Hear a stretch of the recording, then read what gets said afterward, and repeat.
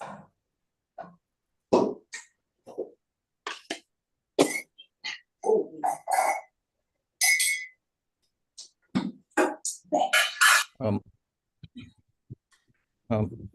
we'll start with the Mangala Chant. Om Ajnana-Timirandasya Jnananjana-Shalakaya Chakshurumilitamena Tasmai Sri Gurave Namah Sri Chaitanya Mano-Bhishtam Sthapitam Yena Bhutale Swayam Rupa Gadamayam Dadati Swapatantikam Vandeyam Sri Guru Sri Yudapatakamallam Sri Gurun Vaishnavamscha Sri Rupam Sagar Jatam Sagana Raghunathanvitam Tam Sajivam Sadvaitam Savadutam Paljana Saitam Krishna Chaitanya Devam Sri Radha Krishna Padan Sagana Lalita Sri Vishakanvitamscha He Krishna Karuna Sindhu Deenabandhu Jagatpati Gopesha Gopika Kanta Radha Kanta Namaste Tapta Kanchana Gaurangi Radhe Vrindavaneshwari Vrishabhanu Sute Devi Pranamami Haripriye Pancha Kalpataru Vyacha Kripa Sindhu Bhyacha Patitanam Pavanebhyo Vaishnavebhyo Namo Namah Sri Krishna Chaitanya Prabhu Nityananda Sri Advaita Gadadhara Sri Vasadi Gaura Bhakta Hare Krishna Krishna Krishna Hare Hare Hare Rama Rama Rama Hare Hare Hare Krishna Krishna Krishna Hare Hare Hare Rama Rama Rama Hare Hare Hare Krishna Krishna Krishna Hare Hare Hare Rama Rama Hare Hare Om Namo Bhagavate Vasudevaya Om Namo Bhagavate Vasudevaya Om Namo Bhagavate Vasudevaya Hare Krishna. Thank you for attending today's session. So the title for today is on Sanātana-Dharma, the eternal occupation. So there is a very elaborate explanation provided by Srila Prabhupada in the introduction to Bhagavad Gita. For those who have Bhagavad Gita as it is, in the English version, the explanation starts from page number 15.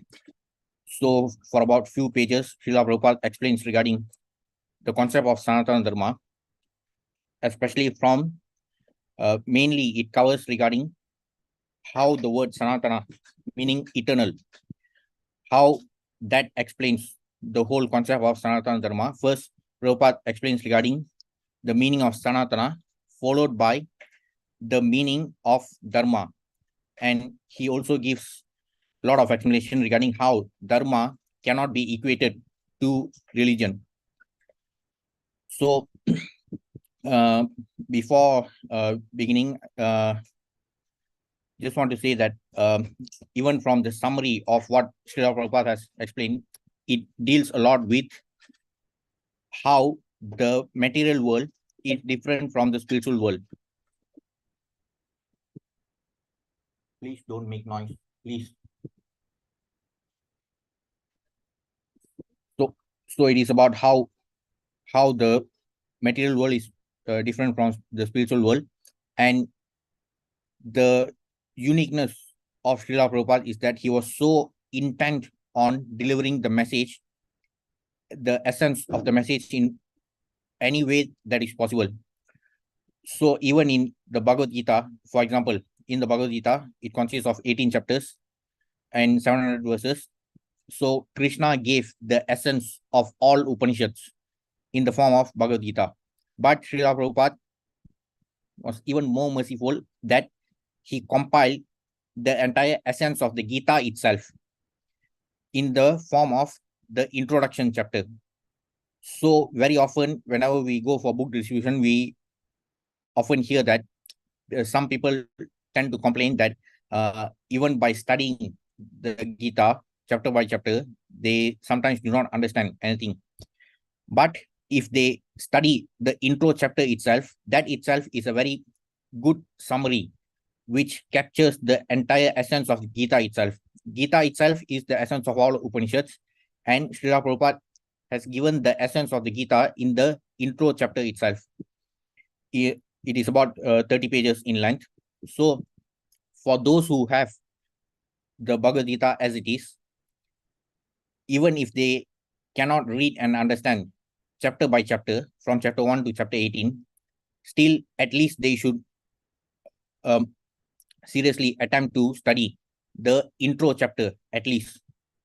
So it would be extremely unfortunate if, for those who have the Bhagavad Gita as it is, if they do not even study the intro chapter, it will be a huge loss for them, because even after getting the book, at least, even if they don't understand chapter by chapter, at least they can study the intro and get the overall view of the Gita, actually, even by reading the intro itself, it would be like much easier to understand the things that are explained in chapters 1 to 18.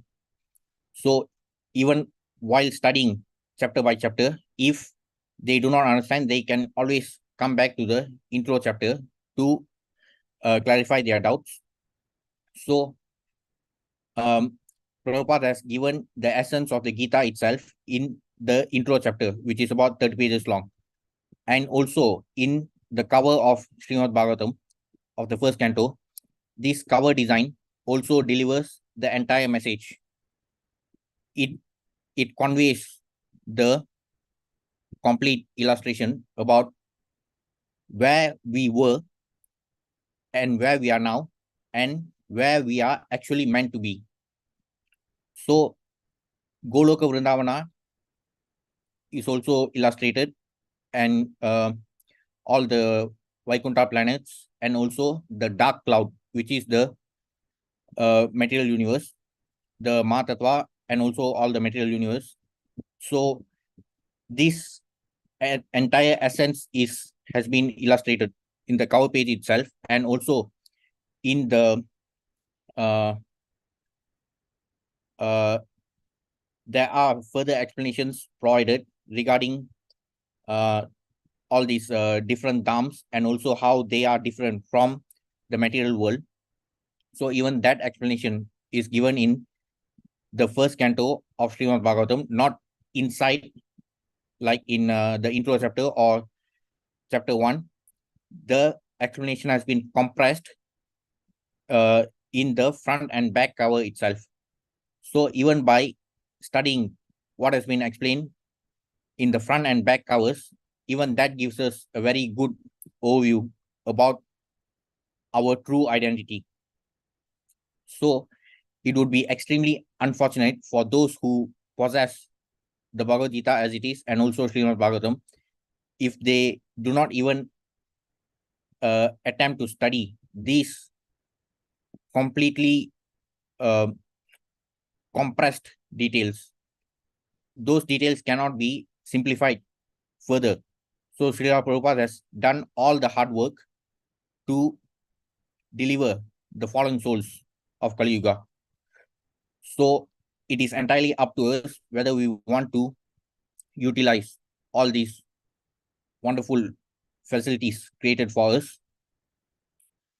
So as we shall see, the explanation given by Srila Prabhupada regarding Sanātana-Dharma is actually the core content of today's session. So we'll be going through what Srila Prabhupada has said regarding Sanātana-Dharma, and also how he has explained about the concept of Sanatana and also Dharma in great detail.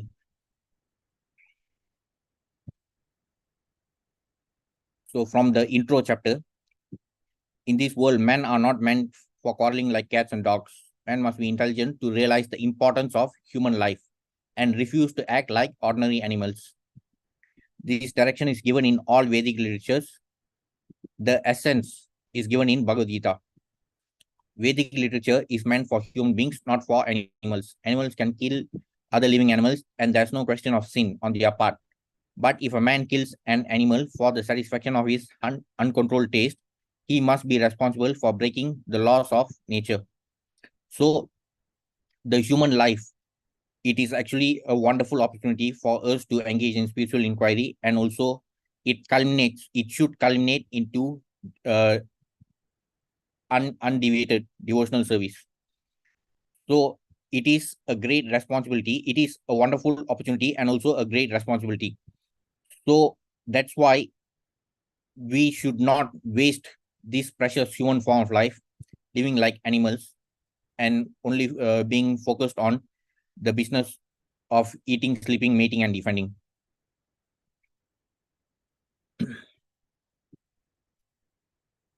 And it is especially even more important for us as Kali Jivas, because all the great sages, they have done all the hard work to identify what are the processes for liberation, especially for the fallen souls like us, the Kali Jivas. And as mentioned in Srimad Bhagavatam, in the first chapter itself, we have very short lives, and therefore, despite the fact that the human life is a very wonderful opportunity, but still, for us as Kali Jivas, we have this disadvantage in the sense that we have a very short span of life, and therefore, we have to uh, we really have to understand the purpose of human life and attain the ultimate goal of it. So that's why it is especially even more important for us to understand that we should not waste our life uh, in the business of eating, sleeping, mating, and defending, because only spiritual inquiry and devotional service makes a difference between us and the animals and all other species of material living entities. Also, from the seventh canto, this explanation is given about how even if one has a lifespan of 100 years, we only have very limited time for undeviated devotional service. In the during the our childhood and boyhood, 20 years will be wasted, meaning it cannot be put into a proper devotional service because simply because we lack the immaturity. And during our old age, we won't really be able to do much service due to the effects of old age. So another 20 years will be wasted in the beginning and also in the end. And during the middle age, where we have roughly 60 years, only half the time can be put into productive use because the other half will be gone for sleeping and leisure. So we have only a maximum of 30 years, assuming that we have a total lifespan of 100 years. That this is only possible if we live up to 100 years. And that's why Prahlad Maharaj has said that the human body is most rarely achieved. And although temporary like other bodies, it is meaningful because in human life, one can perform devotional service. Even a slight amount of sincere devotional service can give one complete perfection. So, how do we attain perfection in human life? We attain perfection in human life only if we utilize this human life for the purpose that it is meant to be. And that's why it is very important that we do not waste our human life in the business of eating, sleeping, mating, and defending. Our main business should be spiritual inquiry and devotional service. Spiritual inquiry culminating in devotional service. Otherwise, this precious human life will be wasted. So only then we can attain perfection, only by focusing on spiritual inquiry and devotional service. And these important details are especially very important for us, the fallen Kali Jivas. We, even in the example shown earlier, we do not even have 30 years to focus in on devotional service, even if we assume that we have a total lifespan of 100 years. So it is almost impossible to even think of living up to 100 years. And as stated in the 12th canto, in the chapter on symptoms of Kali Yuga, it is stated that the maximum duration of life for human beings in Kali Yuga will become 50 years. As Kali Yuga advances, it will be even more difficult to even live up to 50 years. And we are already seeing the symptoms of Kali Yuga even now itself. Though we are still in the early stage of Kali Yuga, it has already started showing. And therefore, it is important for those who have attained at least a, a small amount of self-realization. So those people should be able to understand the urgency of these messages. So we know that people are uh, people are dying, and people are leaving their body at a very early age. So death comes at any moment. So we can see it happening around us. However, we do not understand the urgency. Though it is always happening, we simply don't we simply do not endeavor enough uh, to be engaged in devotional service. So um, as Kali Yuga advances, it will become even more important for us to uh, intensify our practice, and because we cannot even we should not assume that we are going to live up to 100 years. So even 50 will become a very big question mark as Kali Yuga advances. So people should not assume that they can start studying the Bhagavad Gita after their retirement. So these are all very simple but extremely important details for all Kali Jivas to ponder. And there's no point in um, debating about what should be done, because our acharyas have done all the hard work, and everything has been explained in the scriptures and through their purpose and commentaries.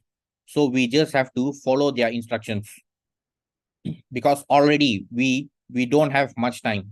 Our time is already limited, so there's no point in wasting more time by debating so much. So we just have to utilize uh, we just have to completely follow the instructions of our acharyas. Also, in Srimad Bhagavatam 1.2.6, Savai Pumsam Parodharmo Yato Bhaktir Adoksaje Ahituki Apratyata Yayatma Suprasitati.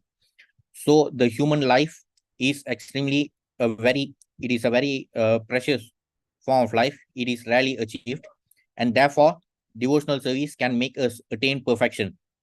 But how do we attain perfection in human life?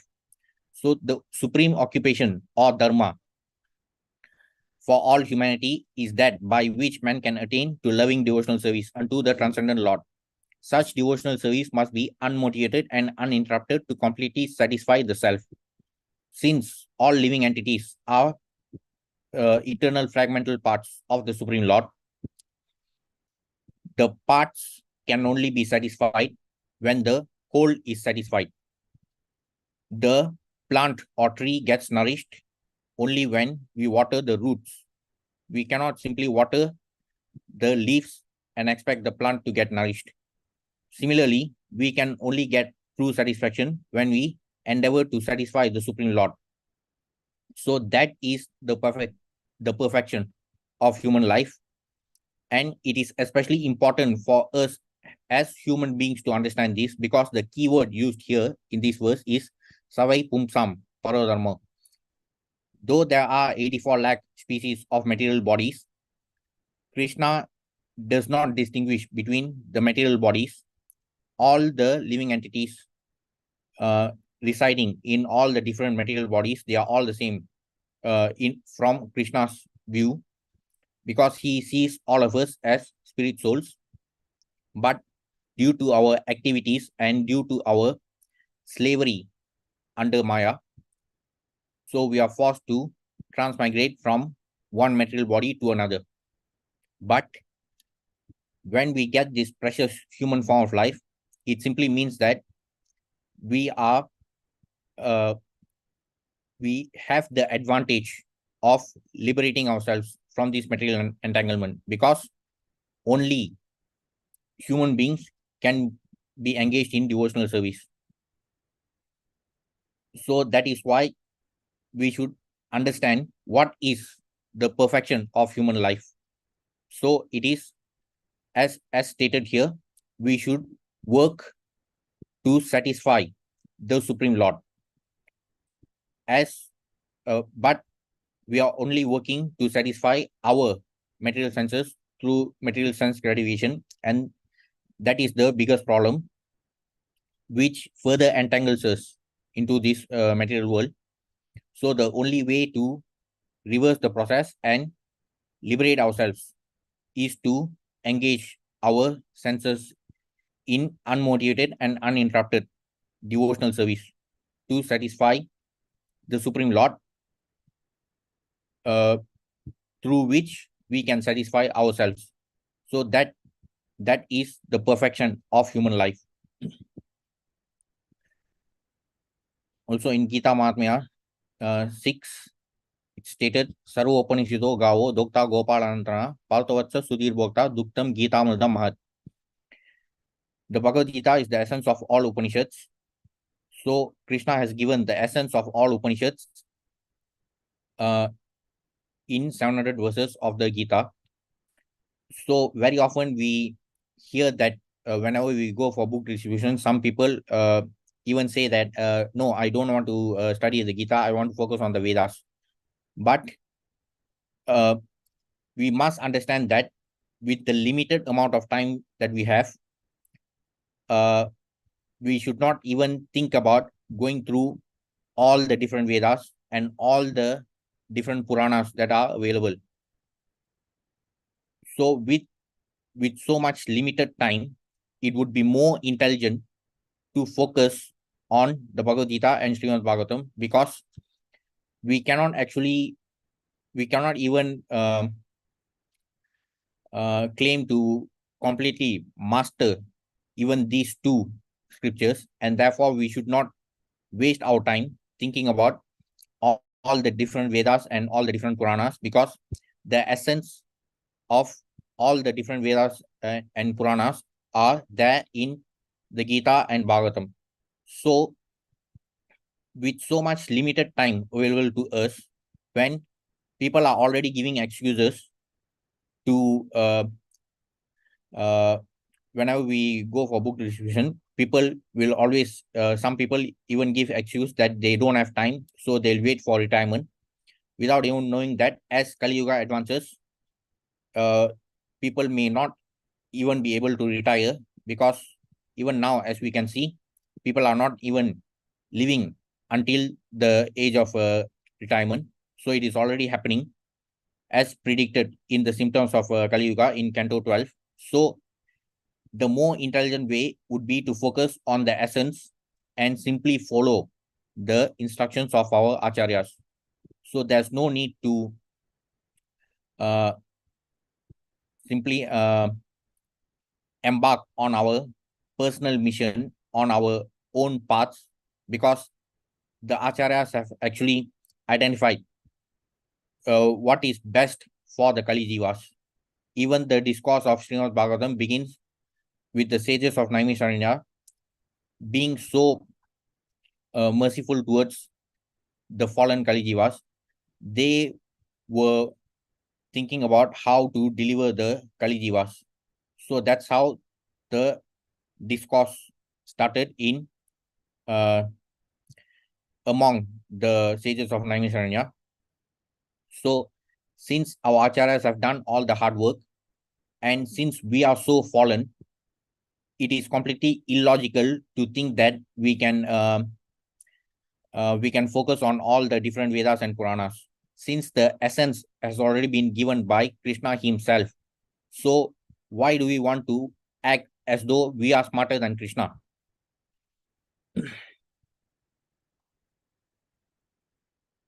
Continuation from the intro chapter. In the Gita, it is clearly explained that there are three kinds of activities according to the different modes of nature: goodness, passion, and ignorance. Similarly, there are different kinds of eatables also. So since we are in this material world, we are all being puppeteered by the three puppeteers, namely the three modes. And as long as we allow ourselves to be controlled by the three puppeteers, we can never liberate ourselves from this material world. And therefore, Krishna has also explained in the Gita in chapter 14, though the main content of chapter 14 focuses mainly on the three different material modes of nature. Still, towards the end, Krishna also talks about how to transcend the modes. And he explains that the one who is always engaged in devotional service can easily transcend the three modes of material nature. So the instructions have been completely simplified and it is so clear in the Gita itself. So those who often give excuses that they don't have time to study the Gita and therefore they want to wait for retirement age. So ironically, they are also the same people who also tend to say that they want to study and conquer all the different Vedas and Puranas. So this is the irony of the fallen Kali Jivas. Though a lot of things have been simplified, we have the tendency to complicate things further for no reason. So only by transcending the modes, our life will become purified so that we can become qualified to leave this material world and proceed towards the spiritual world. So that is why it is extremely important to identify the disease first.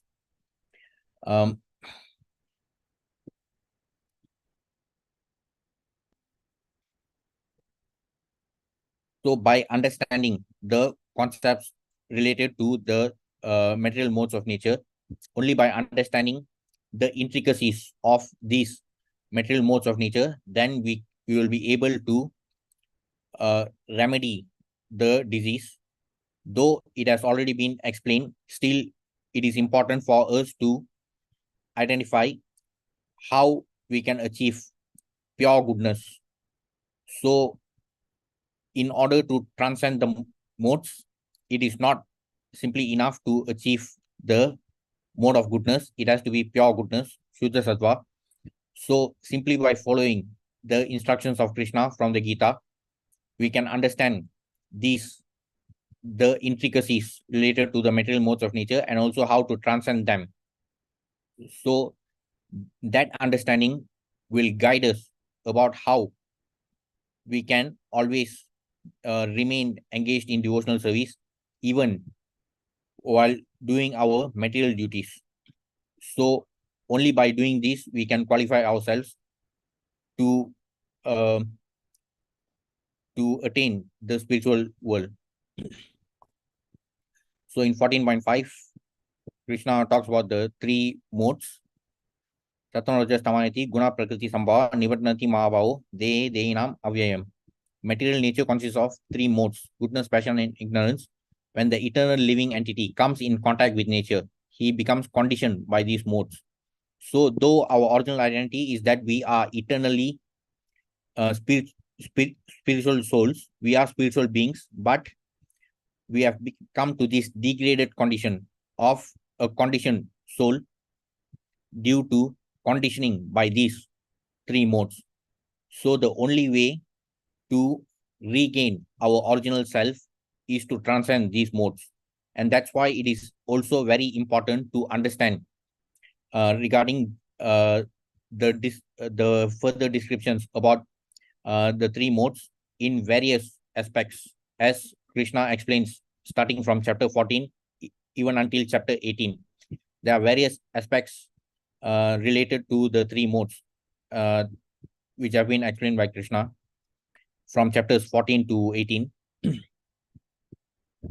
Also in 14.10, Krishna talks about how the three puppeteers, the three modes, always compete for dominance over the conditioned souls. So we should identify what is goodness and slowly progress towards goodness so that we can transcend towards pure goodness. So it is very important that we identify the elements of passion and ignorance and completely eradicate them from our daily lives in whatever we do, because the material modes of nature are completely intertwined within various aspects of our life. As we can see from chapters 14 to 18, there are many aspects related to our daily life that are dominated by the three modes, and therefore we should focus on elevating ourselves to the mode of goodness so that we can transcend towards the mode of pure goodness. So Krishna has also mentioned about how we can transcend the three modes. Mamcho avyabhicharena bhakti yogena sevate sagunan samati jaitan brahma bhuyaya kalpate. One who engages in full devotional service, unfailing in all circumstances, at once transcends the modes of material nature and thus comes to the level of Brahman. There's no way to liberate ourselves from this material world unless we transcend the modes. We have to completely escape from the control of the three puppeteers, including the puppeteer of goodness. That's why it is important to transcend even the mode of goodness and attain pure goodness. As mentioned earlier, the three modes are always intertwined within various aspects of our lives.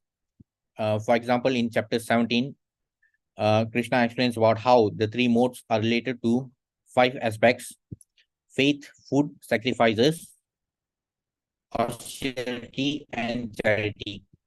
So Krishna gives detailed explanation regarding how the three modes are related to these 5 aspects, specifically in chapter 17. But even in chapter 18, there are further many more aspects that have been covered by Krishna.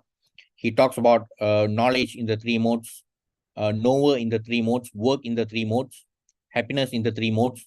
So many other aspects have also been covered according to the three modes, and all the aspects are related to our daily lives. So with thorough understanding of these different aspects according to the three modes, we can guide ourselves so that we can always remain focused on transcending the modes. So by transcending the modes, we can become qualified to attain the spiritual sky or the spiritual world.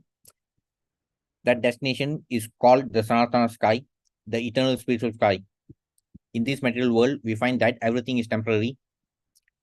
But beyond this temporary world, there is another world of which we have information. That world consists of another nature, which is Sanatana, eternal.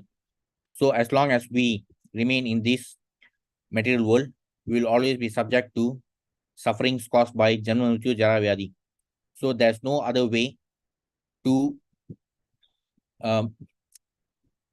end this suffering than to liberate ourselves to the spiritual world, and the door is open to all who are willing to follow Krishna's instructions.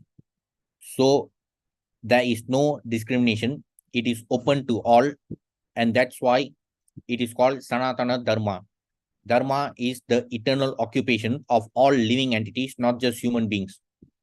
So all spirit souls can become qualified to attain the Sanātana-Dharma, or the eternal abode. And that's exactly what Krishna himself wants us to do. As he mentions in Gita 8.15, Maham Petya Punarjanma Dukkalayam Ashashvatam Napnuanti Mahatmana Samsiddhim Paramangata. After attaining me, the great souls who are yogis in devotion never return to this temporary world, which is full of miseries, because they have attained the highest perfection. The irony of the misguided Kali Jivas, especially the self-proclaimed intellectuals who claim to be atheists or rationalists, they often say that why is there so much suffering in this world if God exists? So as we saw in the illustration of the cover page of Srimad Bhagavatam, first canto, we can clearly see that the Mahatattva is a dark cloud. The entire spiritual sky is illuminated by the Brahmajyoti. The bodily effulgence of Krishna is more than enough to illuminate the entire spiritual sky, which is 3 times larger than the material world. Still, it remains a dark cloud which is devoid of the Brahmajyoti effulgence. So this darkness, it not only represents the absence of light, it also represents the absence of knowledge. And that's why, due to our ignorance, we are trapped in this Dukkalayam. We are always engaged uh, in the business of serving our material senses, and we only tend to remember God whenever we find ourselves in trouble. We always try to use God as a scapegoat to put all the blame on Him, and we find all sorts of excuses to blame God for everything. But as long as we remain in that uh, in such an ignorant condition, so we can never become qualified to leave this dark cloud, the Dukkalayam. But still, Krishna has made it very clear in the Gita about why we are suffering in this Dukkalayam and how to end this suffering. It's just that people still choose to remain in ignorance, despite the fact that they like to call themselves intellectuals. 10.8 Aham sarvasya prabho mattas sarvam pravartate iti matva bhajante mam buddhabhava samanita. I am the source of all spiritual and material worlds. Everything emanates from me. The wise who perfectly know this engage in my devotional service and worship me with all their hearts. As we saw in the cover page illustration of Srimad Bhagavatam, so we could clearly see Goloka Vrindavana and the innumerable Vaikuntha planets, and also the dark cloud, the Mahatattva. So we could clearly see the illustration of how the spiritual world looks like and also the material world. So Krishna is the source of the entire creation of the spiritual and material worlds, and the wise who perfectly know this engage in Krishna's devotional service and worship him with all their hearts. That is why we have to understand where we were, where we are now, and where we are meant to be. So if we understand that Krishna is the source of all the spiritual and material worlds and what Krishna actually wants from us, then that is why he specifically mentions that the wise who perfectly know this. And that's why this knowledge is important, the knowledge about the spiritual and material worlds, so that we can liberate ourselves from this Dukkalayam. For those self-proclaimed intellectuals who also claim to be atheists or rationalists, they always tend to attribute everything to nature, which means that they themselves, they do not want to acknowledge what exists beyond the material world. And therefore, they will be qualified only to remain in this material world because that's their choice.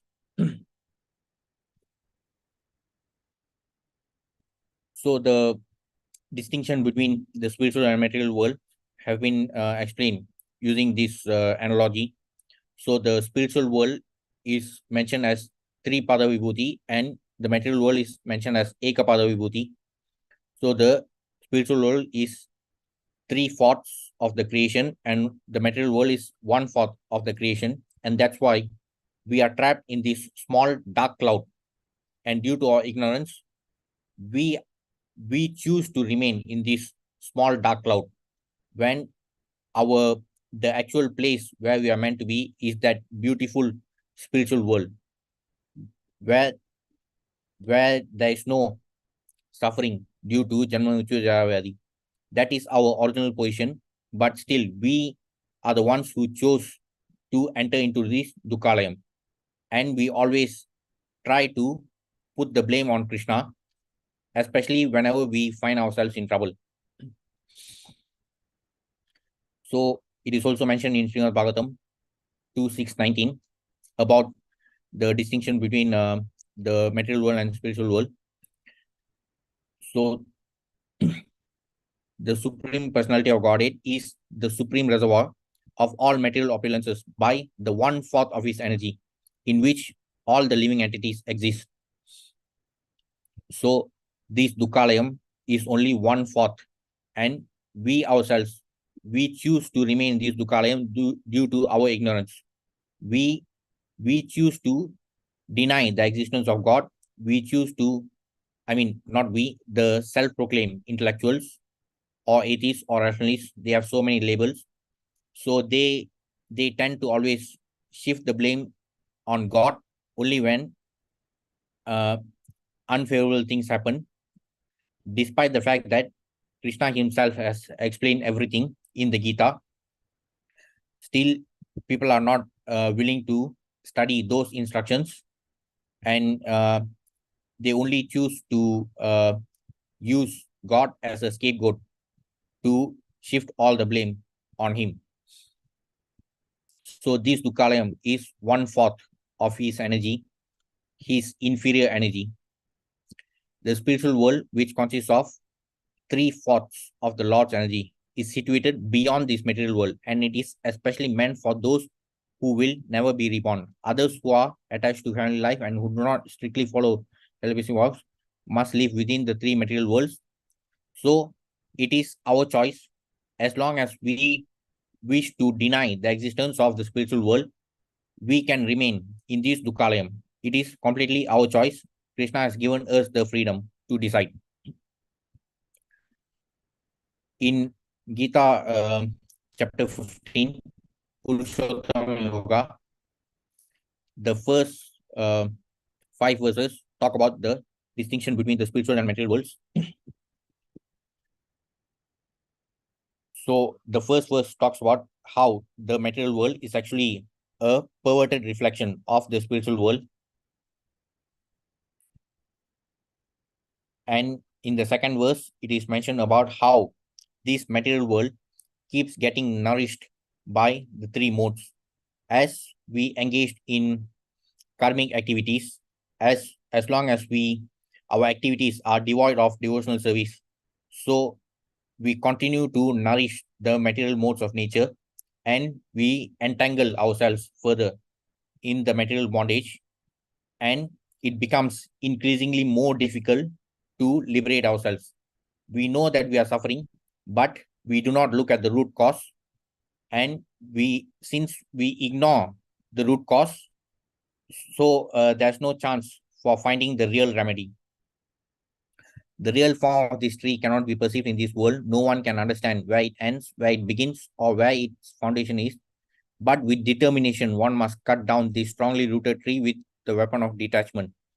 So, as long as we choose to ignore the existence of God or deny the existence of God, and if we do not engage in devotional service, if we waste our human life, our precious human life, by trying to act like intellectuals, so-called intellectuals, so we are causing all the damage to ourselves, because we are wasting the precious opportunity, and we will be forced to transmigrate to other lower forms simply because we do not utilize the precious opportunity given to us.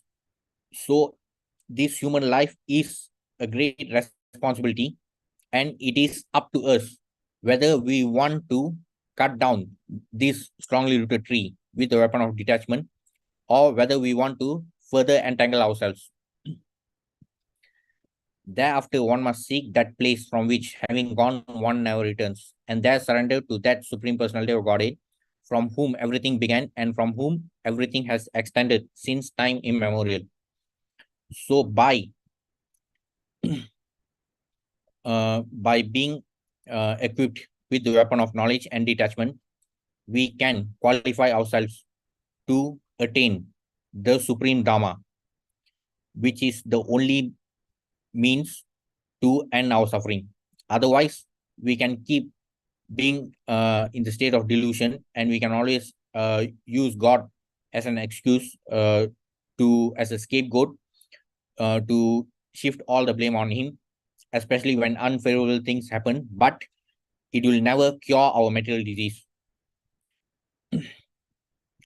Those who are free from false prestige, illusion, and false association, who understand the eternal, who are done with material lust, who are freed from the dualities of happiness and distress, and who, unbewildered, know how to surrender unto the Supreme Person, attain to that eternal kingdom. So the instructions are very clear about how we can attain the Supreme Dharma, the spiritual world. So Krishna does not discriminate. He views all of us as spirit souls. It is just that due to our material contamination, we are forced to transmigrate from one body to another, and it is all up to us. The material bodies that we take all depend on our activities. So we have done a lot of favorable activities in the past to attain this human form of life now. So whether we want to fully utilize this precious opportunity to go back to Godhead, or whether we want to waste it living like animals, being only focused in the business of eating, sleeping, mating, and defending. So the choice is entirely ours, though we may try to shift the blame to Krishna, but it is only our activities which decide our next path.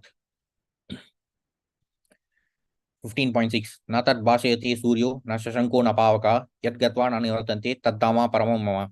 That supreme abode of mine is not illumined by the sun or moon, nor by fire or electricity. Those who reach it never return to this material world. So, first of all, we must understand why are we suffering in this dukkhalayam, in this material world.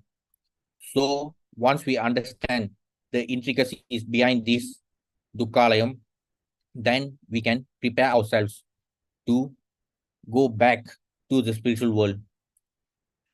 By attaining the spiritual world, we do not have to return to this dukkhalayam, especially after the kind of experiences that we have been going through in various material bodies since time immemorial. So this precious human form of life has been given to us to understand our blunder, and therefore we must utilize it to correct ourselves and qualify ourselves to go back to Godhead. So the choice is entirely ours. The spiritual world, the word of Krishna, known as Krishna Loka, Goloka Vrindavana, is described here. In the spiritual sky, there is no need of sunshine, moonshine, fire, or electricity because all the planets are self-luminous. The dark cloud or Matattva is dark, the material universes, but there's no such need because the bodily effulgence of Krishna's Brahmajyoti, it is enough to illuminate the entire spiritual sky. So we who are trapped in darkness here, we are also devoid of knowledge.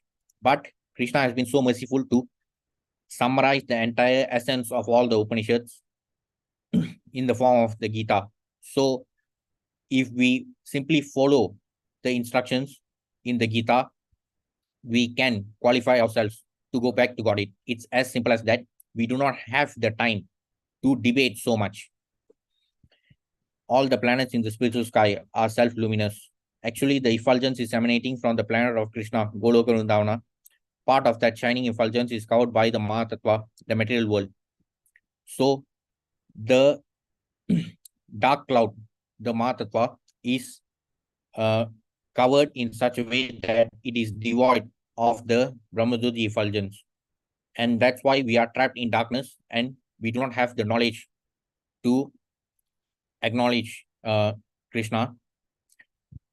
However, due to the mercy of our acharyas, the knowledge is available to us in so many forms. So it is up to us whether we want to endeavor to fully utilize this knowledge for our own good. As long as we follow the instructions clearly, we can qualify ourselves to be liberated from this dukkhalayam. The shining sky is full of spiritual planets, which are called Vaikunthas, chief of which is Goloka Vrindavana. So we can also find this in the Goloka chart. Goloka Vrindavana is on top. Below it is the various Vaikuntha planets, and the Devi Dharma or the material world is the lowest and the darkest part. But simply by following Krishna's instructions, we can attain the supreme Dham. As long as the living entity is in this dark material world, he's in conditional life. But as soon as he reaches the spiritual sky by cutting through the false perverted tree of this material world, he becomes liberated. In his liberated state, he enters into the spiritual kingdom and becomes an associate of the Supreme Lord. There he enjoys eternal bliss, eternal life, and full knowledge. So the kind of happiness, the so-called happiness that we are experiencing in this material world is not true happiness. True happiness is only available in the spiritual world. As long as we are trapped here in this Dukkalayam, we will always be subject to dualities: success, failure, happiness, distress, loss, profit. So we have to become free from all these dualities by being engaged in devotional service, and only then we can be qualified to attain eternal bliss, eternal life, and full knowledge. For one who is too much attached to this material world, it is very difficult to cut that attachment. But if he takes to Krishna consciousness, there is a chance of gradually becoming detached. One has to associate himself with the devotees, those who are in Krishna consciousness. So by coming into the association of devotees, we can learn about Krishna consciousness and also learn how to discharge devotional service. In this way, he can cut off his attachment to the material world. By being detached from the material world, we can become attached to devotional service. So the more we become attached in devotional service, the more we can become detached from the material world. So that is the only way to liberate ourselves from this Dukkalayam. Only devotional service is described as purely transcendental. The words Paramam Mama are very important here. It means that the spiritual world is Paramam, though the entire creation, as we saw earlier about the Tripada Vibhuti and Ekapada Vibhuti, Ekapada Vibhuti referring to the material world is also part of the creation of the Supreme Lord. But still, the spiritual world, especially Goloka Vrindavana, is described as Paramam. Though the entire creation belongs to the Supreme Lord, still the Supreme Dham is described as Paramam, Goloka Vrindavana. The Katha Upanishad also confirms that in the spiritual world, there is no need of sunshine, moonshine, or stars. Na tatra suryo bhati, na chandra tarakam. For the whole spiritual sky is illuminated by the internal potency of the Supreme Lord. That supreme abode can be achieved only by surrender and by no other means. So, the same things that we see in the Gita has also been mentioned in the Upanishads, and particularly the Katha Upanishad has a lot of similarities with the verses spoken by Krishna in the Gita. So there's simply no need to endeavor so much and waste time by trying to go on a mission to conquer all the Vedas and Puranas. Krishna has given the essence. Since he is all-knowing, he also knows that we have so much limited time, and therefore he has made the process so simple. He has compressed the entire essence of what we need to know. So he has done his part. It is up to us whether we want to utilize this opportunity or not. The Jiva is also described as Sanatana. The Lord is also described as Sanatana. We have an intimate relationship with the Lord because we are all qualitatively one. And the Sanātana-Dharma, the Sanatana Supreme Personality, and the Sanatana living entities. The whole purpose of Bhagavad Gita is to revive our Sanatana occupation or Sanātana-Dharma, which is the eternal occupation of the living entity. We can attain that original position of ours when we give up all the temporary activities of the material world. And we must focus on what has been specifically prescribed by the Supreme Lord. That is how we can attain perfection. And there's this story about a cobbler. Though I couldn't find this in Srila Prabhupada's writings, but probably it was spoken in one of his lectures. Once there was a very rich man. He had lots of money and a huge house. In that beautiful house, he was living with his family members. One day, that rich man died. As per his karma, he was born in the house of a cobbler. It so happened that the house of the cobbler was near the house in which he lived in his previous life. Not just that the cobbler could remember his previous life, so he knew that in his previous life, he lived an aristocratic life and he was the owner of this big house. Every day when he would pass from there, he would look at the house and would remember the days when he was living happily in that house with his wife, children, and other family members. Many times he thought of going inside the house and tell the inmates that he is their father, but he was not able to muster courage. So this cobbler was able to remember that he was in his previous life, he was the owner of the house. So he was very eager to, after recognizing his old house, so he was very eager to meet his family members and tell them that uh, he is the owner of the house. But he was not able to muster courage. He would think, who is going to believe me? But his desire to get into the house kept growing every day. And one day he could not resist himself. He decided to get inside the house. As soon as he reached near the gate, the security personnel stopped him. The cobbler told to the security about his past life and said that he had built this house and he is the actual owner. Security men started laughing. Soon, the present owner of the house came out hearing the commotion and inquired the matter. The present owner was the son of the cobbler from previous birth.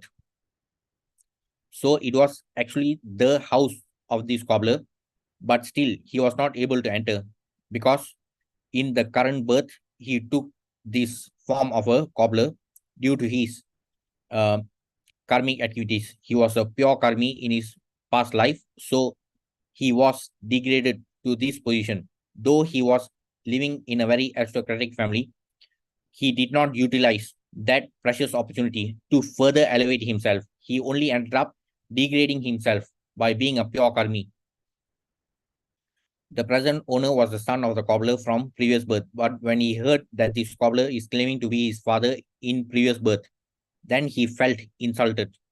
How can a cobbler say that he is his father? He picked up his shoes and beat the cobbler and threw him out of the house. The story may be funny or may make us feel bad, but this is the reality. Even if we accumulate huge amount of wealth, power, and other material stuffs, but everything is going to remain here only. We won't be allowed to carry them after we die. The material aggrandizement will give us only temporary happiness. So, due to the influence of Maya, especially on the Kali Jivas, we all fail to understand that we will have to leave, though this place is Dukalayam, and we have to um, leave our body. It is not that we can leave this Dukalayam. We only get to leave our body, our current body, and we still have to transmigrate to another material body. So death does not necessarily mean liberation. We can only leave this Dukalayam if we follow the instructions of Krishna. Otherwise, we'll only be leaving all our different material bodies to further prolong our suffering in another material body. So just like in the case of this cobbler who was a very rich person in his past life, he wasted his life by focusing only on material wealth. Then in his next life, due to his karmic activities, being a pure karmi, he degraded his position. He had the opportunity to be engaged in devotional service. He could have utilized his material wealth in service of Krishna, because Krishna himself has mentioned in 9.27, Gita 9.27, Yat karosi yat yasanasi, yat juosi dadasi yat tapasesi kaunteya, tat kuruswa madarpanam. We have to dedicate everything to Krishna in order to attain perfection. But this person, he wasted his life when he was born as a rich person, and he degraded himself to the level of a cobbler. And though he was able to remember that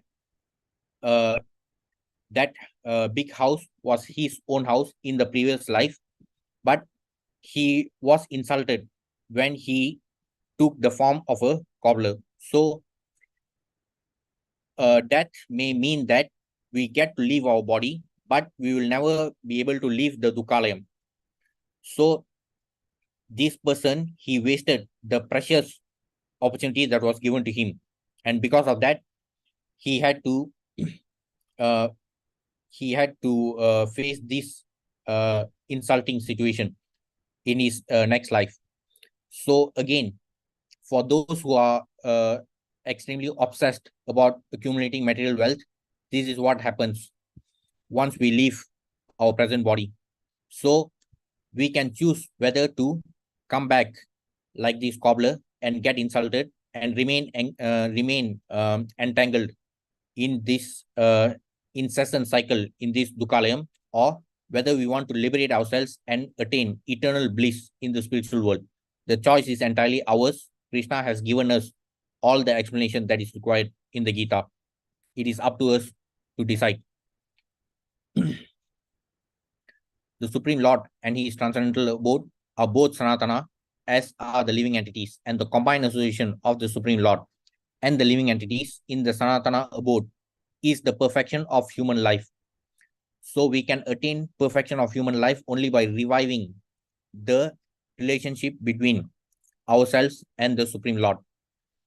The Lord descends to reclaim all these fallen conditioned souls to call them back to the Sanatana eternal sky, so that the Sanatana living entities may regain their eternal Sanatana positions in eternal association with the Lord.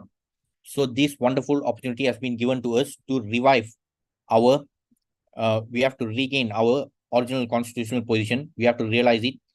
And by being engaged in devotional service in our current life, we can become qualified to regain our eternal association with the Supreme Lord in the spiritual world.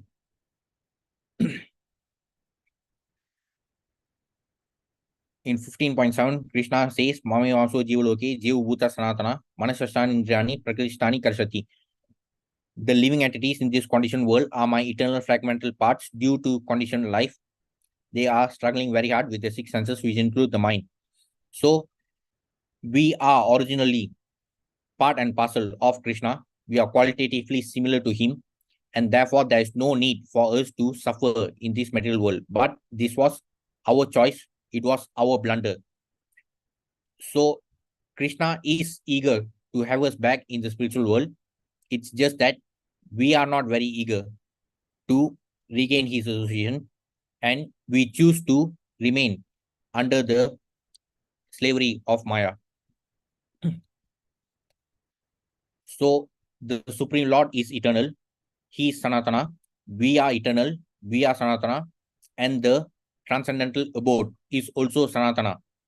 So Prabhupada has been explaining the meaning of the word Sanatana itself in all the previous paragraphs we saw. Therefore, Sanātana-Dharma does not refer to any sectarian process of religion. It is the eternal function of the eternal living entities in relationship with the eternal Supreme Lord. As Krishna mentioned in 15.7, Gita 15.7, Mame Vamso Jiva Loke, Jiva Bhuta Sanatana. He views all of us as jivas. We are living entities.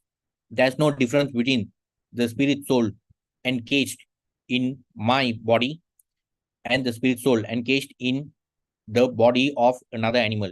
Krishna views us all equally, and therefore it is not a sectarian process, and it is not restricted only to human beings. It is the eternal occupation of all living entities. It applies to all the spirit souls encaged in the 84 lakh species of material bodies.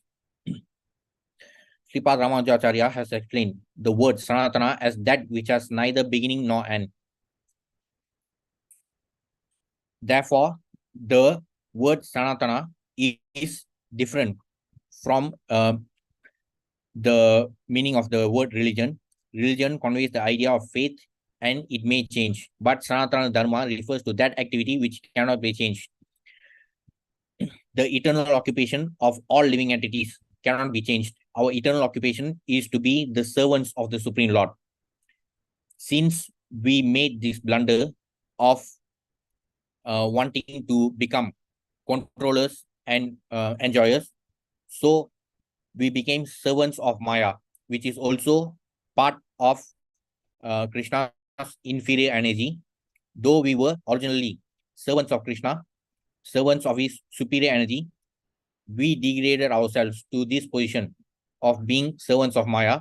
And because of that, we are experiencing the incessant cycles of Janma in this Dukalayam.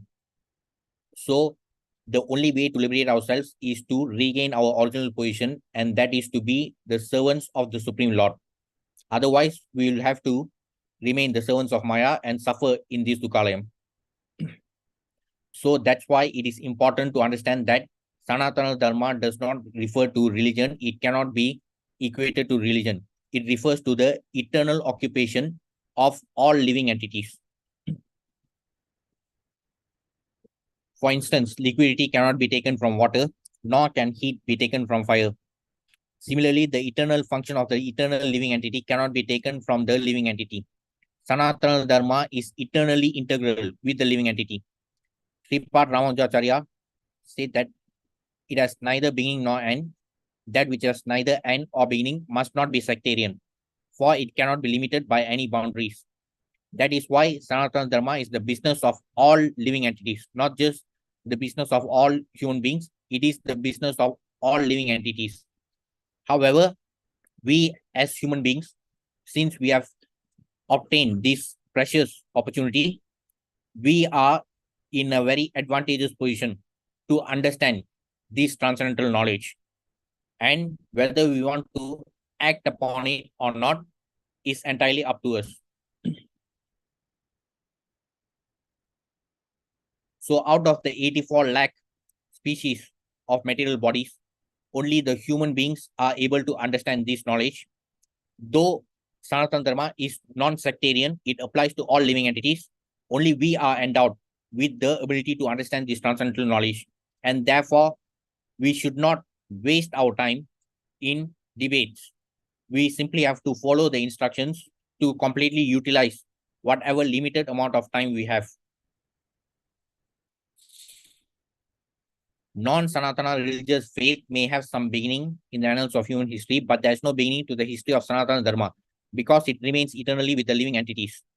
Very often, Sanātana-Dharma is confused with the label of Hinduism, but even in the Constitution of India, Article 25, it regards Hinduism as equal to Sanātana-Dharma because all the other religions, the foreign religions, are regarded as non-Sanatana. All the religious processes which originated in Bharat, those come under the umbrella of Hinduism. So the label Hinduism is actually like an umbrella term which actually refers to Sanātana-Dharma, but this label of Hinduism only came in the 17th or 18th century, but the true essence is Sanātana-Dharma. Therefore, it cannot be equated to other religions, and that's why other religions have a certain date of birth.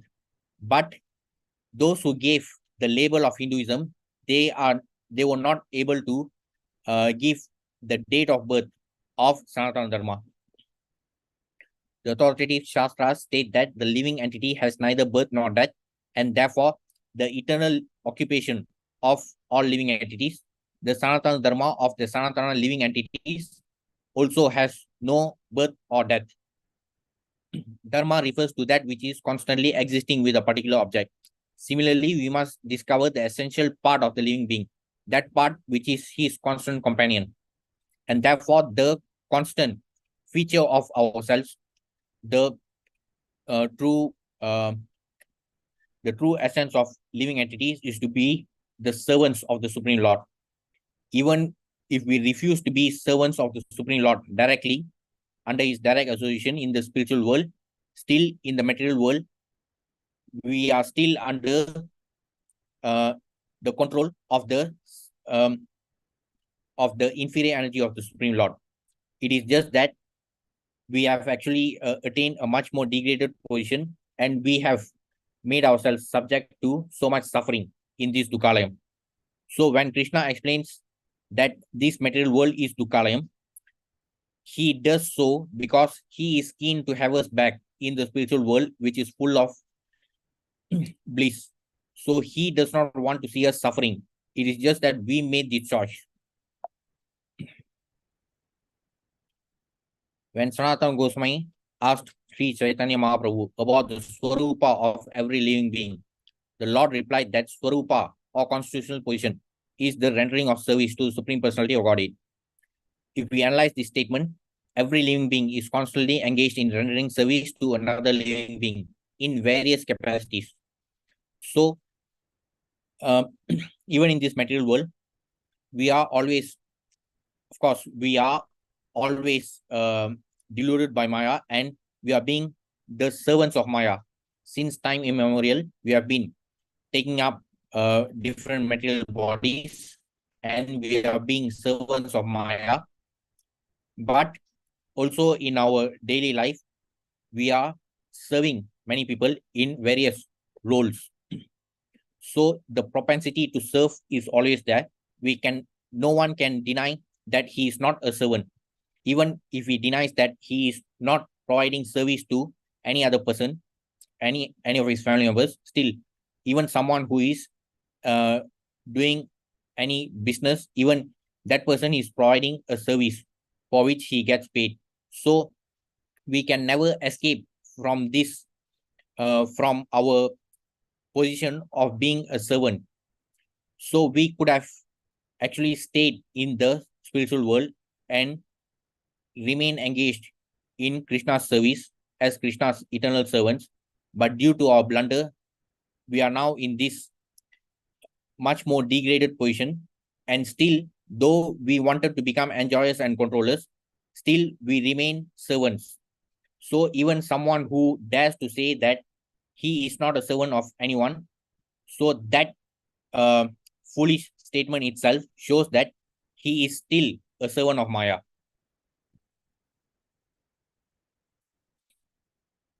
If you go on searching in the spirit, it will be seen that there is no exception in the society of living beings to the activity of service. No living being is exempt from rendering service to other living beings. Service is the constant companion of the living being, and the rendering of service is the eternal religion of the living being. So our Sanātana-Dharma, not just for human beings, for all living entities, our Sanātana-Dharma is to serve the Supreme Lord.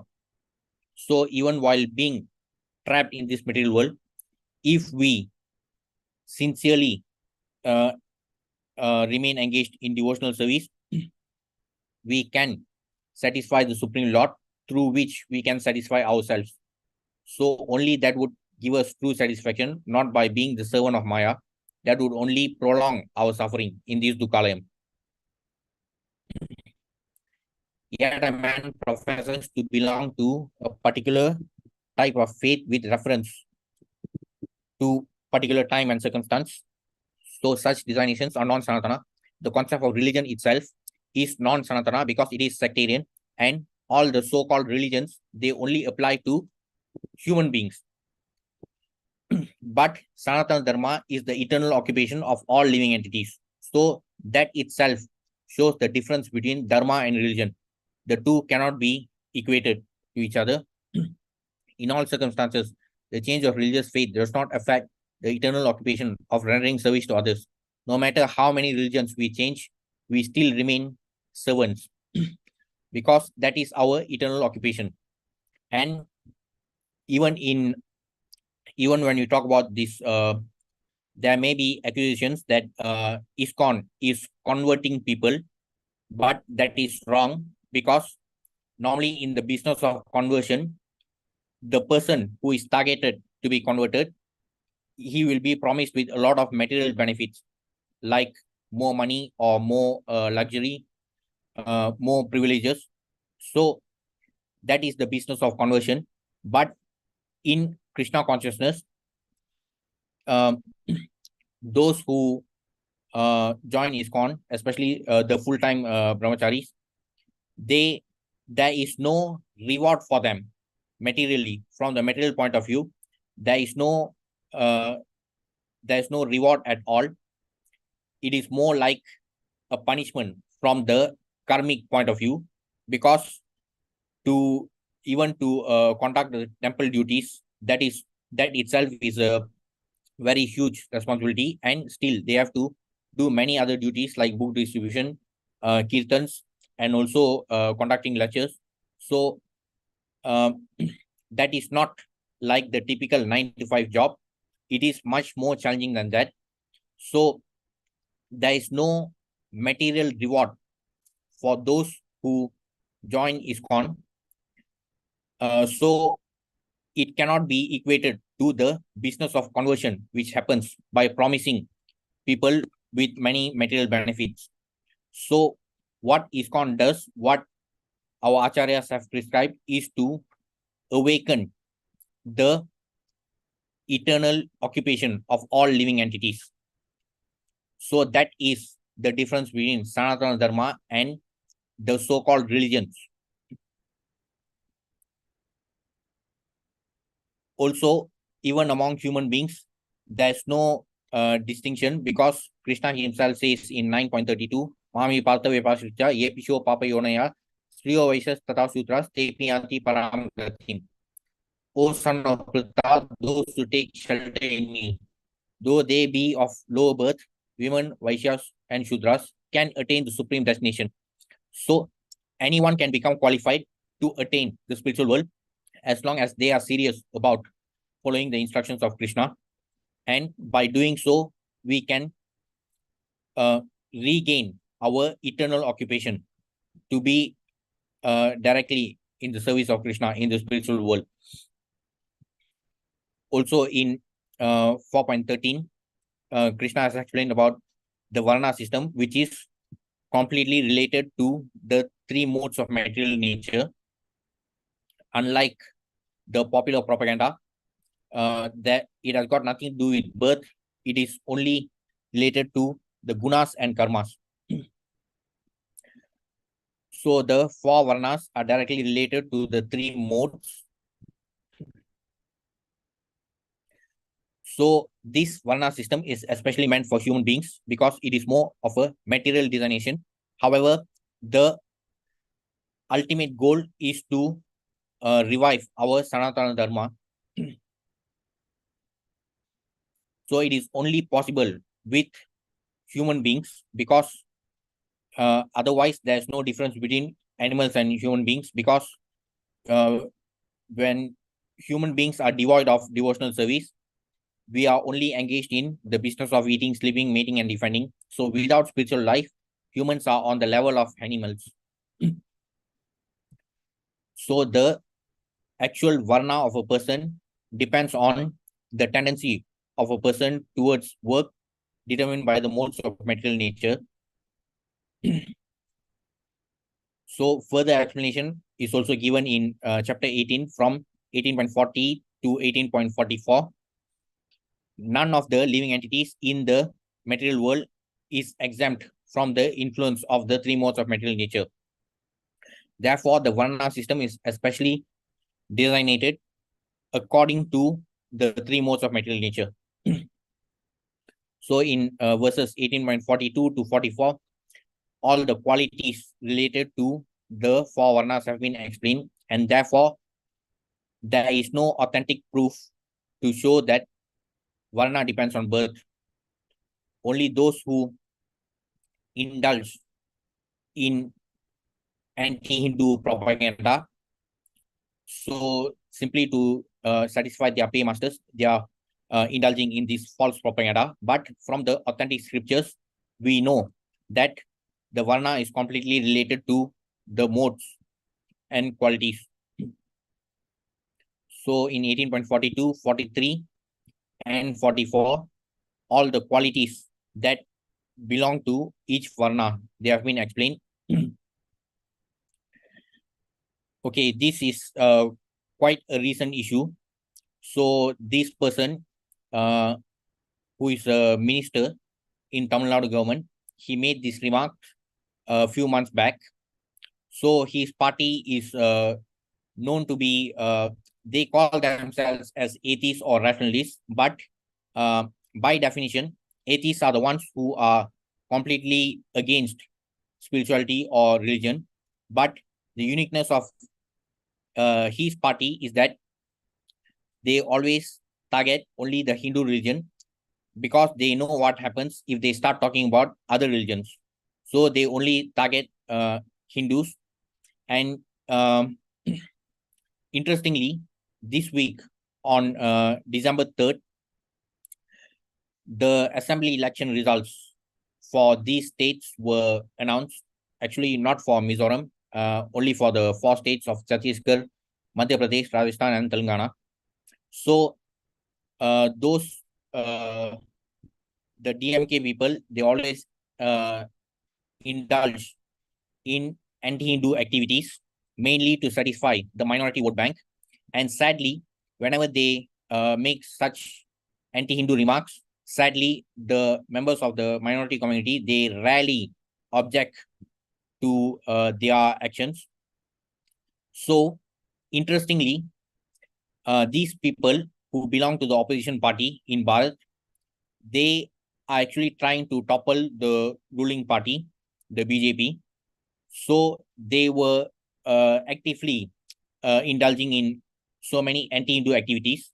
But what happened was that it helped to consolidate all the Hindu votes, and they made it easier for the BJP to win in all these states.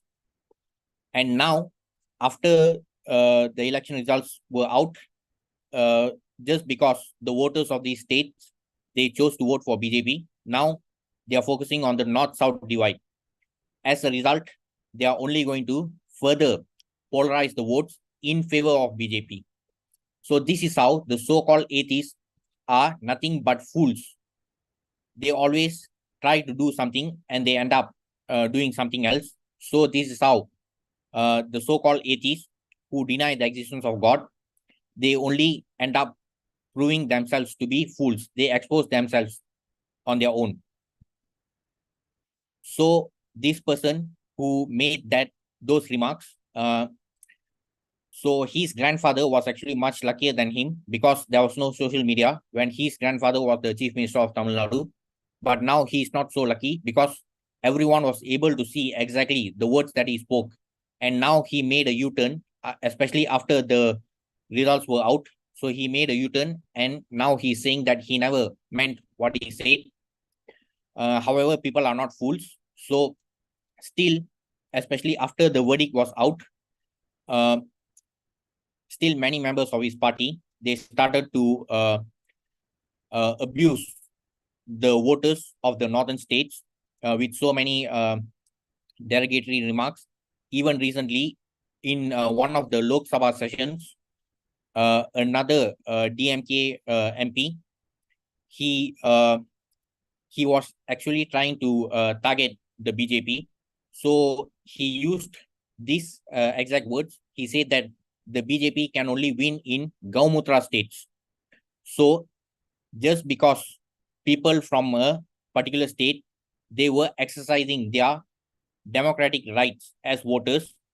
So these fools, they were abusing those voters. So already the DMK people, they knew how this person's remarks made a few months back, it backfired on them. So again, the DMK MP who just spoke recently in the Lok Sabha, he made that remark and then he withdrew it immediately. So the remarks have been expunged. But in today's social media age, everything is available to everyone to see. So no matter how many U-turns these fools make, so they are not going to fool the voters. So the very pitiable condition of these atheists is that they always indulge in anti-dharmic activities for their political purpose. So their main goal is that they are supposed to defeat the BJP, but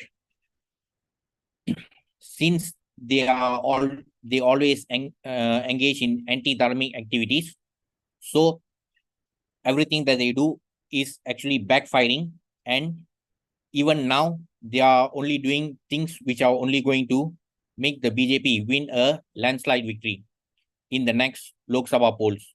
So Krishna always makes these fools to shoot themselves in the foot. And that's what Krishna also says in Gita 7.13, Mohitam na bijanati, deluded by the three modes. The whole world does not know me, who am above the modes and inexhaustible. So the so-called intellectuals, the self-proclaimed intellectuals who claim to be atheists, they always deny the existence of Krishna, and they attribute everything to nature. But Krishna clearly explains that deluded by the modes of material nature, people are unable to understand him. So those who choose to deny the existence of God, still Krishna does not. Krishna acknowledges even those who refuse to acknowledge him. So those so-called atheists, they try to act like smart people, but they only end up exposing themselves simply because they indulge in anti-dharmic activities. So ultimately, only the supreme will prevails. Krishna also made it very clear in Gita 5.29. Bhoktaram yaknya tapasam sarvaloka maheshwaram surdam sarvabhutanam nyatva mam shanti mrichati. A person in full consciousness of me, knowing me to be the ultimate beneficiary of all sacrifices and austerities, the supreme lord of all planets and demigods, and the benefactor and well-wisher of all living entities, attains peace from the pangs of material miseries. So whether it is the devotees or the so-called atheists, we all have to understand that Krishna is the supreme enjoyer, he is the supreme controller, and he is the supreme well-wisher. Those who know this can attain peace. Otherwise, whether it is the devotees or atheists, no matter what they do, only the supreme will prevails. So no matter how much these so-called atheists who engage in anti-dharmic activities and who say that the fools, they do not know that Sanātana-Dharma is eternal. So no one can destroy it. So those fools do not know this basic meaning of Sanatana. We have seen the in-depth explanation given by Prabhupada.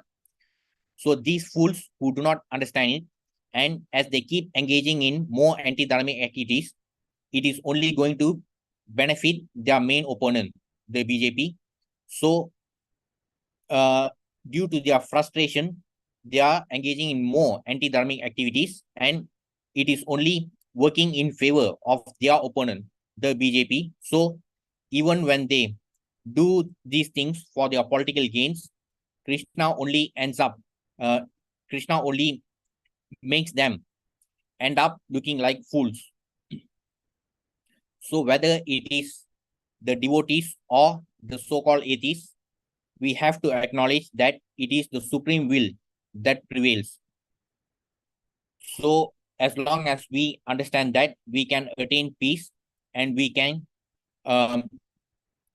become more favorable towards being engaged in devotional service. So by doing that, we can go to Goloka, back to Godhead. So thank you for attending today's session. And that's all for today. Any questions or comments?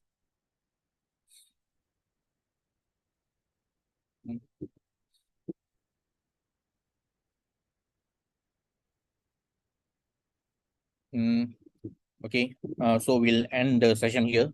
Thank you. Hare Krishna.